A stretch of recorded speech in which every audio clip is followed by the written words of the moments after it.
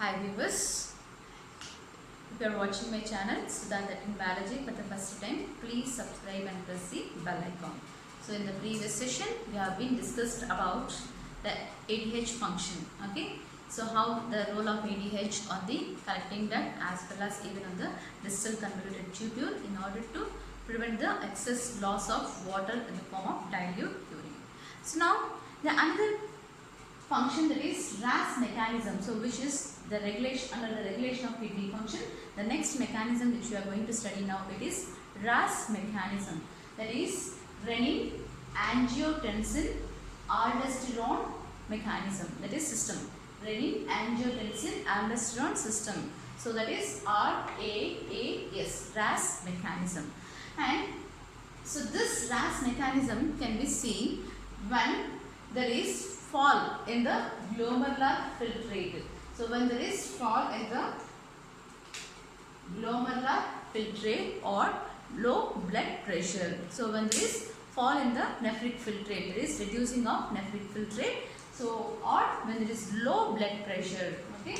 So low blood pressure, we can see this type of mechanism, that is RAS mechanism. So before knowing the mechanism of this RAS, okay, we have to know the cells which are involved here. So that is the apparatus which is involved here is juxtaglomerular apparatus is involved in this RAS mechanism, which includes the epithelial cells of DCT, that is epithelial cells of distal convoluted tubule, which forms the macula densa cells, and next smooth muscle cells of afferent arteriole. They form a special type of cells called as JG cells. Together we call it as juxtaglomerular apparatus. So now we can see here in this diagram of juxtaglomerular apparatus. So this is proximal convoluted tubule, and here you can see the afferent arteriole, and here the afferent arteriole. So now we are discussing about afferent arteriole. Okay. So the smooth muscle cells of afferent arteriole. Okay. So the smooth muscle cells of afferent arteriole, they form a special type of cells called as JG cells. And now the epithelial cells of DCT. So the epithelial cells of DCT, they form a special type of cells that is called as macula densa cells. So together it is called as juxtaglomerular apparatus.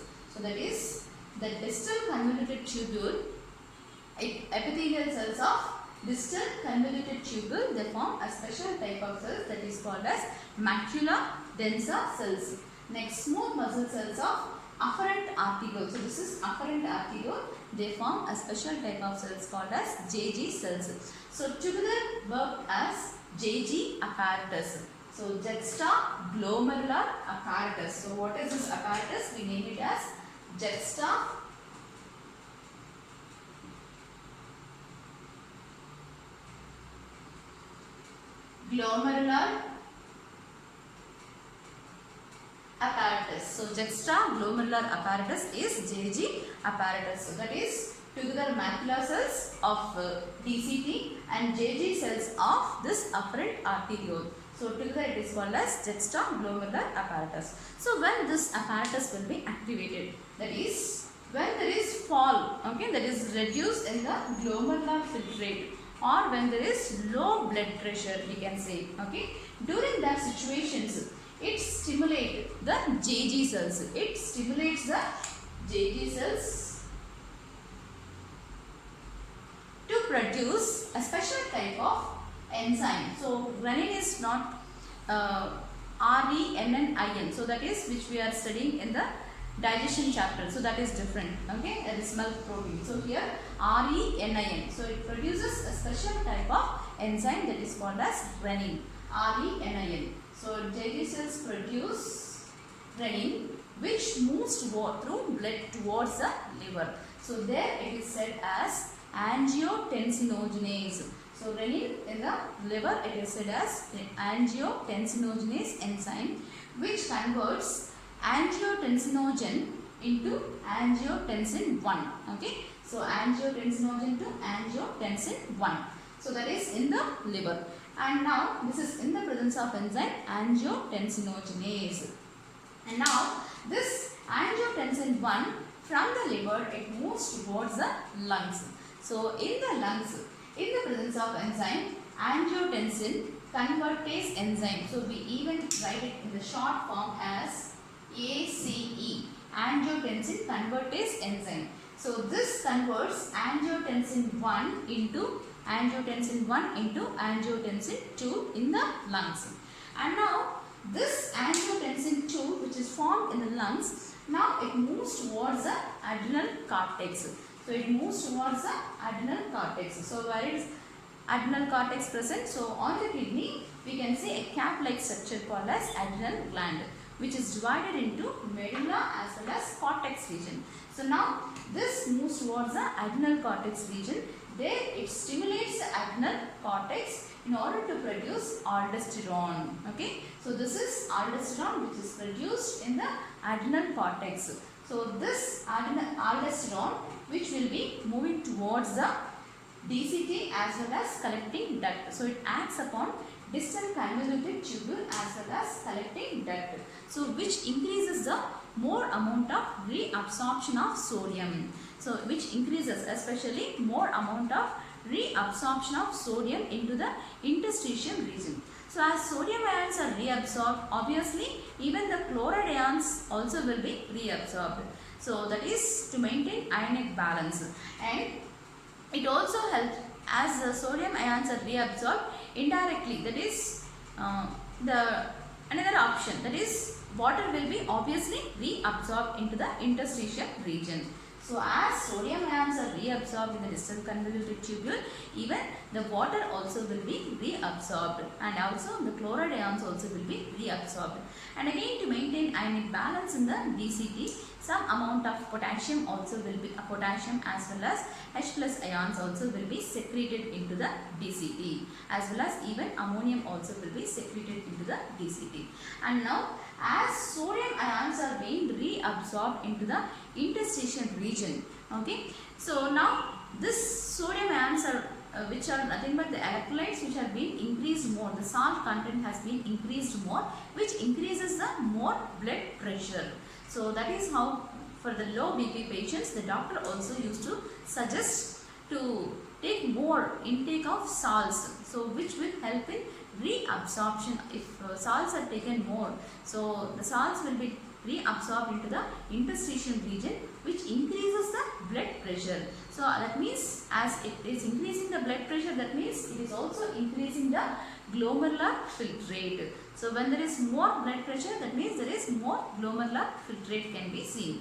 That is happening by this RAS mechanism, by the reabsorption of sodium ions. So as sodium ions are being reabsorbed, obviously the chloride ions also will be reabsorbed, and water also will be reabsorbed into the interstitial region. So that is how salts can be reabsorbed, as well as even the water also can be, water as well as salts both can be maintained in the interstitial region through this mechanism, that is RAS mechanism. So that is renin, angiotensin and then aldosterone system. So that is together we call it as RAS mechanism. So this works when there is fall in the glomerular filtrate or low blood pressure. In order to increase the blood pressure or in order to increase the glomerular filtration rate, so this mechanism will be working. So that is RAS, renin, angiotensin A and aldosterone, another A and S system. Renin, angiotensin, aldosterone system mechanism will be working when there is fall in blood pressure or glomerular filtration rate. And even as we have said in the previous session, that even the heart also work in the regulation of kidney function to some extent, that is by ENF mechanism. So what is ENF mechanism?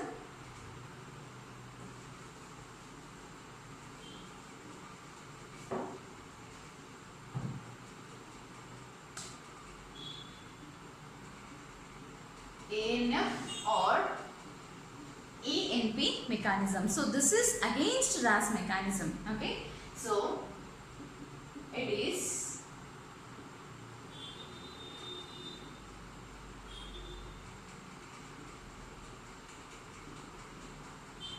atrial natriuretic factor or atrial natriuretic peptide. Okay, so this will be, so here we have seen when there is fall in blood pressure, okay, you can see RAS mechanism, but here when there is increase in blood pressure, okay, so when there is increase in blood pressure or glomerular filtration rate, okay, so obviously when there is increase in blood pressure, the glomerular filtration rate will be increased. So during these conditions, the walls of the heart muscles, that means which will be secreting a special type of factor that is called as atrial natriuretic factor, which is also said as atrial natriuretic peptide hormone. So this will be released in order to reduce the blood pressure. So this will be produced only when there is increase in blood pressure. So the walls of the heart muscles itself, they secrete this atrial natriuretic factor in order to reduce the blood pressure, okay, in order to reduce the systemic blood pressure. So this will be working to reduce the blood pressure or to reduce the glomerular filtration rate. So this will be working against the RAS mechanism. So this is negative or antagonistic to RAS mechanism. So when there is increase in blood pressure or increase in glomerular filtration rate, atrial natriuretic factor which is produced from the heart, okay, so muscles of heart, okay, there itself the walls of the heart muscles also secrete this special type of atrial natriuretic factor or atrial natriuretic peptide.